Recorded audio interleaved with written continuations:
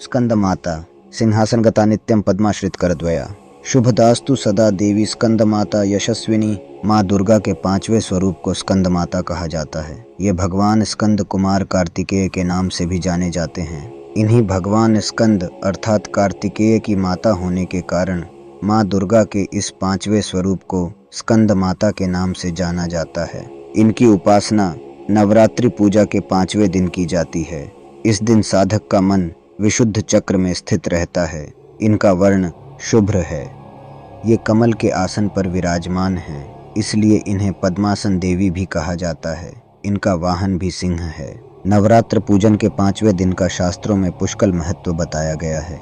इस चक्र में अवस्थित रहने वाले साधक की समस्त बाह्य क्रियाएं एवं चित्त वृत्तियों का लोप हो जाता है। अध्याय चंडमुंड का वध।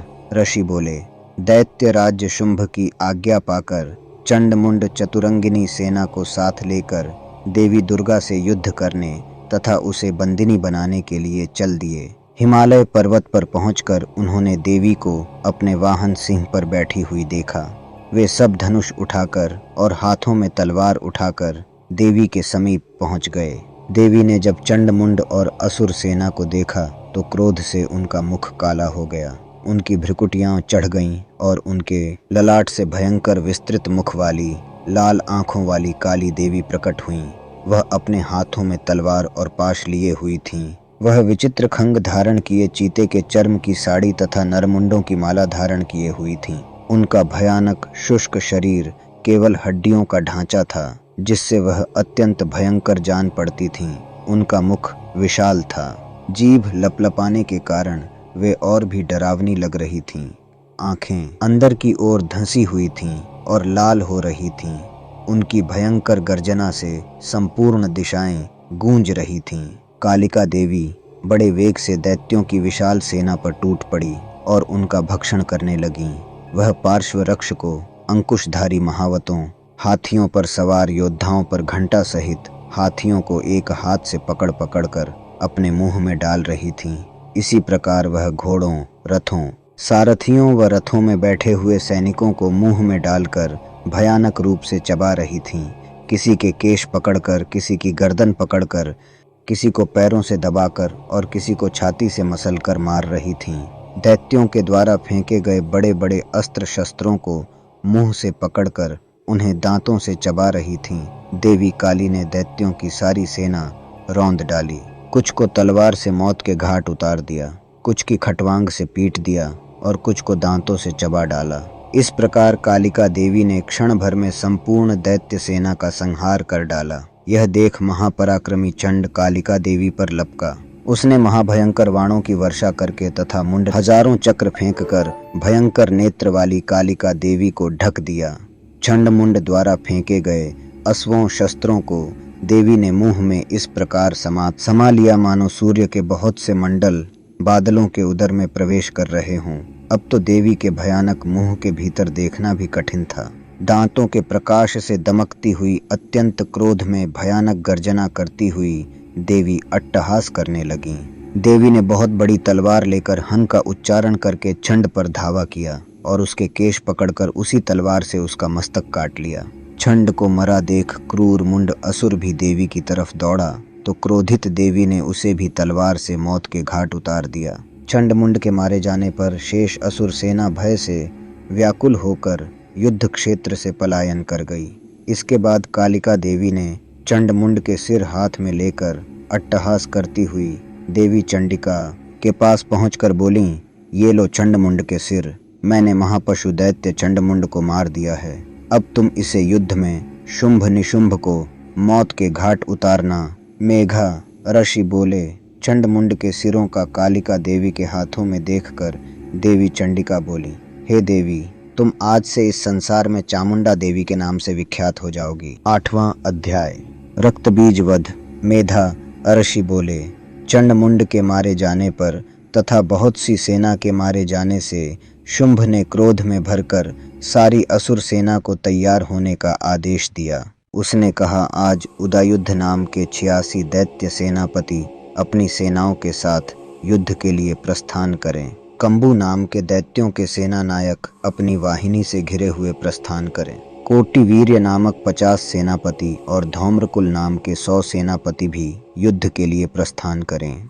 कालका दौरहद मयूरवंशी तथा कालवंशी असुर युद्ध के मैदान में पहुँचे, यह मेरी आज्ञा है। इस प्रकार राजा शुंभ भी स्वयं बहुत बड़ी सेना लेकर युद्ध के लिए चला। चंडिका देवी ने देखा कि शुंभ भयानक सेना लेकर आ रहा है, तो उन्होंने अपने धनुष से टंकार करके पृथ्वी और आकाश के मध्य भाग को गूंजा दिया। उनके सिंह ने भी महान गर्जना की। चंडिका ने अपना घंटा बजाकर नाद दूना कर दिया, जिससे कालिका का मुंह और बढ़ गया। धनुष की टंकार, सिंह की गर्जना और घंटे की आवाज से इतना शोर गुंजार हो गया कि चारों दिशाएं परिपूर्ण हो गईं। इस तुमुल नाद को सुनकर दैत्यों की सेना ने चंडिका देवी, वाहन शेर और कालिका देवी को चारों ओर से घेर लिया। हे राजन, ऋषि बोले, इस अवसर पर दैत्यों के विनाश के लिए ब्रह्मा, विष्णु, शिव, कार्तिकेय, इंद्र आदि देवताओं की शक्तियां उनके शरीरों से निकलकर उन्हीं रूपों से चंडिका देवी के पास आ गई। सबसे पहले हंस युक्त विमान पर सवार कमंडलू से सुशोभित ब्रह्मा जी की शक्ति उपस्थित हुई, जिसे ब्राह्मणी कहते हैं। महेश्वर की माहेश्वरी शक्ति वृषभ पर सवार होकर त्रिशूल धारण किए हुए आईं। मोर पर आरूढ़ होकर हाथ में शक्ति लिए कार्तिकेय जी की शक्ति उन्हीं का रूप धारण करके आईं। भगवान विष्णु की शक्ति गरुड़ पर सवार होकर शंख, चक्र, गदा, शारंग, धनुष तथा हाथ में खंग लिए हुए आईं। श्री हरि की शक्ति वाराही वाराह का शरीर धारण करके आईं। नृसिंह जी की शक्ति नृसिंह जी के समान शरीर धारण कर वहां आ पहुंची। इंद्र की शक्ति इंद्र का रूप धारण कर वज्र हाथ में लेकर ऐरावत हाथी पर बैठकर युद्ध में आ गई। तब देव शक्तियों सहित चंडिका देवी से महादेव ने कहा, मेरी प्रसन्नता के लिए इन असुरों का संहार करो। इतना कहते ही देवी के शरीर से भयंकर रूप धारण किए हुए चंडिका की शक्ति प्रकट हुई, जिसकी चिक्कार सैकड़ों चिक्कारों के समान थी। उस अपराजित देवी ने धूम्र रंग की जटा वाले शंकर जी से कहा, हे भगवन, आप मेरे दूत के रूप में शुंभ के पास जाकर उससे तथा निशुंभ और दूसरे राक्षसों से जो यहाँ युद्ध करने हेतु आए हैं, उनसे कहना कि यदि तुम जीवित रहना ते हो तो त्रिलोकी राज्य इंद्र को सौंप दो। देवताओं को उनका यज्ञ का भाग मिलना चाहिए और तुम सब पाताल लौट जाओ। यदि बल के घमंड में तुम्हें लड़ने की इच्छा हो तो फिर तुम्हारे माँ से मेरी योगिनियाँ तृप्त होंगी।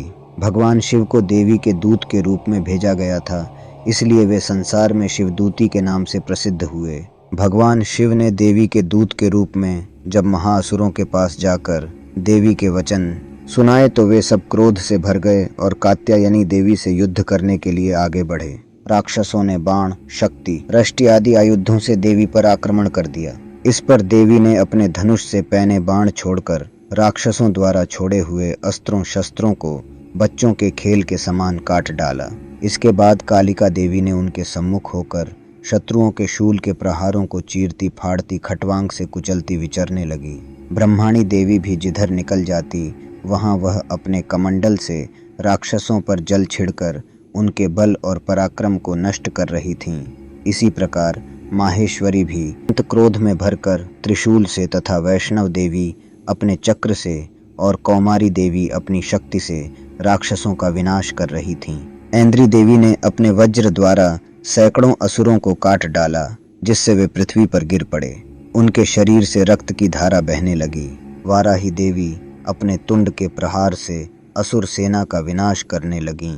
बड़े बड़े राक्षसों के सिर उनके चक्र से कट कट कर पृथ्वी पर गिरने लगे। नारसिंही भी अपने नखों से राक्षसों की विदौरण करके उनका भक्षण करने लगीं और सिंहनाद से चारों दिशाओं को गुजारती हुई रणभूमि में विचरण करने लगी। शिवदूती के प्रचंड अट्टहास से कितने ही दैत्य भयभीत होकर पृथ्वी पर गिर पड़े। उनके गिरते ही वह उनका भक्षण कर जाती थीं। इसी प्रकार क्रोधित मातृगणों द्वारा अनेकानेक उपायों से बड़े बड़े राक्षसों को मरते हुए देखकर राक्षसी सेना भाग खड़ी हुई। सेना की भागते देखकर रक्त बीज नामक महापराक्रमी असुर क्रोध में भरकर युद्ध के लिए आगे बढ़ा। रक्त बीज की विशेषता थी कि उसके शरीर से रक्त की बूंदें जैसे ही पृथ्वी पर गिरती थीं, तुरंत वैसे ही शरीर वाले बलवान दैत्य पृथ्वी से उत्पन्न हो जाते थे। रक्त बीज हाथ में गदा लेकर इंद्र शक्ति ऐन्द्री के साथ युद्ध करने लगा। जब ऐन्द्री ने अपने वज्र से रक्त बीज को मारा तो रक्त बीज के शरीर से बहुत सा रक्त निकलकर पृथ्वी पर गिरने लगा और उससे उसी के समान रूप तथा पराक्रम वाले योद्धा उत्पन्न हो गए। इस प्रकार रक्त बीज के रक्त से उत्पन्न दैत्य मातृगणों के साथ घोर युद्ध करने लगे। इस पर देवी ने वज्र प्रहार से रक्त बीज का सिर काट दिया तो उसके शरीर से जो रक्त बहा उससे हजारों राक्षस पैदा हो गए। वैष्णव शक्ति ने चक्र द्वारा रक्त बीज को मारा तो उसके शरीर से ज्यों ही रक्त बहा तो उससे हजारों उसी के समान महासुर पैदा हो गए, जिससे सारा संसार भर गया। इससे देवता भयभीत हो गए। देवताओं को डरा हुआ एवं उदास देखकर तब चंडिका देवी ने काली देवी से कहा, हे चामुंडे, तुम अपना मुख विस्तार से फैला लो, मेरे शस्त्र प्रहार से गिरते हुए रक्त को अपने मुख से पीती जाओ। इस प्रकार रक्त से उत्पन्न असुरों का भक्षण करती हुई भ्रमण करोगी तो रक्त बीज का संपूर्ण रक्त समाप्त हो जाएगा तथा रक्त के पृथ्वी पर न गिरने से नए राक्षस पैदा नहीं हो सकेंगे। इस तरह काली देवी को समझाकर देवी दुर्गा ने रक्त बीज पर त्रिशूल से प्रहार किया। तत्काल ही देवी काली ने रक्त बीज के रक्त को अपने मुख से पी लिया। उसी समय रक्त बीज ने देवी चंडिका पर गदा से प्रहार किया, परंतु उसके प्रहार का देवी पर कुछ भी असर नहीं हुआ। रक्त बीज के क्षत विक्षत शरीर से बहुत सा रक्त बहने लगा, परंतु उसके रक्त को पृथ्वी पर गिरने से पहले ही काली ने उसे अपने मुंह में ले लिया। तदंतर देवी चंडिका ने रक्त बीज को वज्र, बाण, खंग तथा रष्टि इत्यादि से मार डाला। इस प्रकार रक्तहीन होकर रक्त बीज पृथ्वी पर गिर पड़ा।